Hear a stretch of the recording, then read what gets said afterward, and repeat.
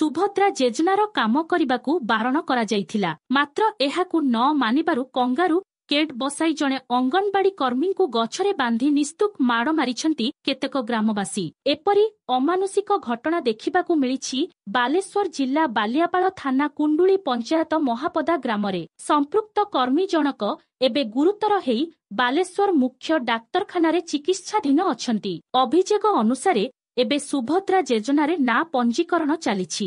ସରକାରଙ୍କ ନିର୍ଦ୍ଦେଶ ମୁତାବକ ସମ୍ପୃକ୍ତ ଅଙ୍ଗନବାଡି କର୍ମୀ ଫର୍ମ ବଣ୍ଟନ କାର୍ଯ୍ୟ କରୁଥିଲେ। ଏହି ସମୟରେ ଗ୍ରାମର କେତେ ଲୋକ ଆସି ତାଙ୍କୁ ଉକ୍ତ କାର୍ଯ୍ୟ ନ କରିବାକୁ କହିଥିଲେ, କିନ୍ତୁ ସମ୍ପୃକ୍ତ କର୍ମୀ ସେମାନଙ୍କ କଥା ନ ମାନି ଫର୍ମ ବଣ୍ଟନ କରିବା ସହିତ ସରକାରଙ୍କ ନିର୍ଦ୍ଦେଶ ମୁତାବକ ସୁଭଦ୍ରା ଯୋଜନା ପାଇଁ ଗ୍ରାମରେ ରାଲି କରିଥିଲେ। ଏହାକୁ ନେଇ କେତେକ ଗ୍ରାମବାସୀ ତାଙ୍କ ଉପରେ ଆକ୍ରୋଶ ରଖିଥିଲେ। ତେବେ ସେପ୍ଟେମ୍ବର 19 ତାରିଖ ଦିନ 11ଟା ବେଳେ କର୍ମୀ ଜଣକ କେନ୍ଦ୍ରରେ କାର୍ଯ୍ୟରତ ଥିବା ବେଳେ ହଠାତ୍ ଗ୍ରାମର ଅଞ୍ଜଳି ସାନ୍ତରା, ପୂର୍ଣ୍ଣିମା ମିଶ୍ର, ରଞ୍ଜୁଲତା ମଲ୍ଲିକ, ଆରତୀ ମଲ୍ଲିକ, ରେଖା ବେହେରା, ସାଗରବାଳା ବେହେରା, ପଦ୍ମିନୀ ମଲ୍ଲିକ ସମେତ ଶିବପୁରା ଗ୍ରାମର ନବକୁମାର ମଲ୍ଲିକ, ବିକାଶ କୁମାର ବେହେରା ପହଞ୍ଚି ମିଳିତ ଭାବେ ତାଙ୍କୁ ଅଶ୍ଳୀଳ ଭାଷାରେ ଗାଳିଗୁଲଜ କରିଥିଲେ। ଏଥିସହିତ ତାଙ୍କୁ କେନ୍ଦ୍ରରୁ ବାହାରକୁ ଘେସାରି ଆଣି ଗୋଟିଏ ଗଛରେ ବାନ୍ଧି ନିସ୍ତୁକ ମାଡ଼ ମାରିଥିଲେ। ଖବର ପାଇ ବାଲିଆପାଳ ସିଡିପିଓ ପାର୍ବତୀ ମୁର୍ମୁ, ବାଲିଆପାଳ ବ୍ଲକ ନିଖିଳ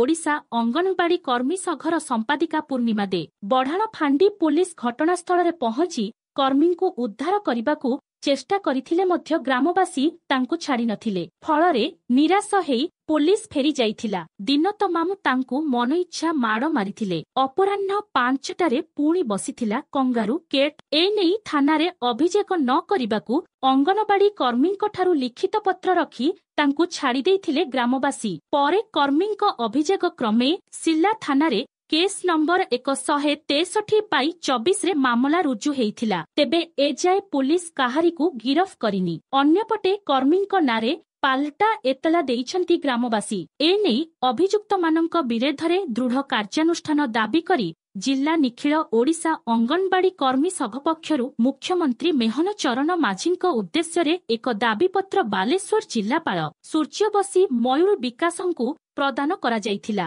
ଆଜି ସନ୍ଧ୍ୟାରେ ଉପମୁଖ୍ୟମନ୍ତ୍ରୀ ପ୍ରଭାତୀ ପରିଡା ସମ୍ପୃକ୍ତ ଅଙ୍ଗନବାଡି କର୍ମୀଙ୍କୁ ଫୋନ କରି ଘଟଣା ସମ୍ପର୍କରେ ପଚାରି ବୁଝିଥିଲେ। ଏଥିସହିତ ତାଙ୍କୁ ନିଶ୍ଚିତ ନ୍ୟାୟ ପ୍ରଦାନ କରାଯିବ ବୋଲି ଉପମୁଖ୍ୟମନ୍ତ୍ରୀ ଶ୍ରୀମତୀ ପରିଡା ପ୍ରତିଶ୍ରୁତି ଦେଇଥିବା ସୂଚନା ମିଳିଛି।